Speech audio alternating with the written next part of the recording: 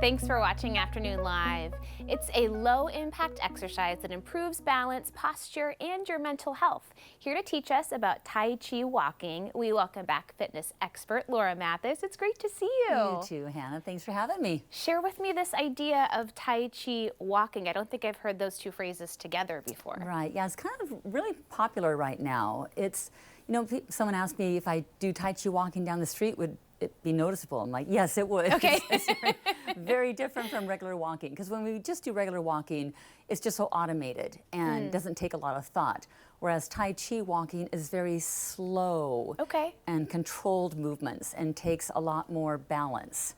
And it's also really more about the mind-body connection and the flow of energy through your body. I was going to say, it sounds quite meditative, which is such a great way to get some movement involved too. It is, and it's actually considered a moving meditation. Beautiful. How do we start? Okay, well, basically what you want to do is start with your feet about hip width apart. Okay, are we a good distance here between the two of us? Is that good? Okay. Works for me. All right, so you want to always keep your torso, your spine long and tall. Okay. And looking forward. You don't want to look at the ground. You're always looking forward and keeping your torso tall. So no hunching over, okay? And then you're going to shift all of your weight. We'll start with shifting all of our weight. So pour all of your weight into your right leg. Okay. And your legs, their knees are soft. Okay. So we're never going to have our knees soft knees, like pushed back. Okay. Soft knees. And you want softness throughout your body too. Ooh. A soft face. That's the hard part, relaxing. You got to relax. Yeah, okay. And that's a big part of it. And stacking your bones over each other. So shoulders, hips, knees are all stacked. So we're going to shift all that weight over to our right side and pick up our left foot. And then you're going to take a small step forward, planting your heel. Okay. And so you want to keep that leg bent, both knees bent.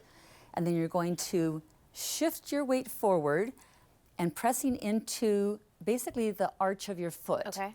Okay? And not into your knee, but into that space in that arch of your foot. So you're going to shift it forward and then picking up your empty leg, so you've got like 70% of your weight here, 30% here. Okay. You're going to shift forward, pick up your empty leg, and we'll go ahead and go into a cat stance, bringing your foot, and you can tap it here, just for good practice. Then you take that leg, step it forward, legs are both bent, keeping the back leg bent, shift the weight forward, pick up your empty leg, and tap.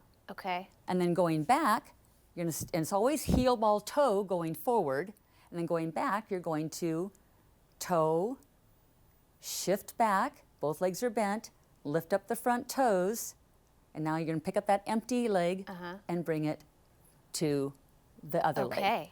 And then going back, okay? This is a lot to think about. And it's hard to balance, because unlike regular walking, with Tai Chi walking, you're having all your weight on one foot, and you're having to balance. Right. So then if you move it a little bit faster, and some people are starting out have their arms behind their back, or like have your hands floating on water. And speaking of, when you're walking, it's as if you're walking on a frozen lake and you're not quite sure where the cracks in the ice are. You're like, not quite sure. So then you might start adding in a turn, where you turn your foot and then you now we're line dancing. And then you can add in arms where you push out. And you pull back, breath in, breath out. And then you turn. And you shift weight and you pull in, and then you take a step. And there's cloud walking, where you do an arm that comes up with the knee and the other arm comes up. I've already lost my balance. I said, don't look down, and I was looking down.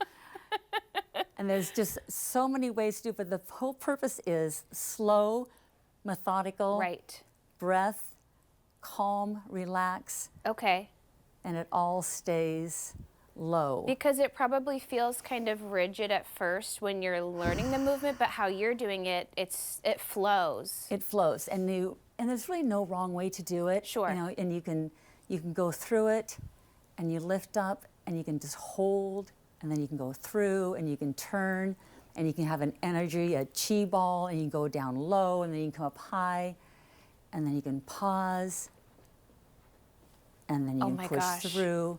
Okay. And it's just such a beautiful practice, especially when you get that yoga type music on with it. Perfect. And your balance is impeccable. So what a great testament to how great of an activity this is. It really is. And it can be something when you first get out of bed to kind of, you know, soften the morning. Start things moving, yeah. Or at the end of the day when it's been a stressful day and you're just like, I just need some calm and some peace. Perfect. And then you push through and no one's watching. Yeah, that's true. That's true. So, don't worry about it. right. Thank you for sharing with us. Absolutely. Always great My to see pleasure. you. Okay, we're going to have more on our website at katu.com. We'll be right back with more Afternoon Live right after this.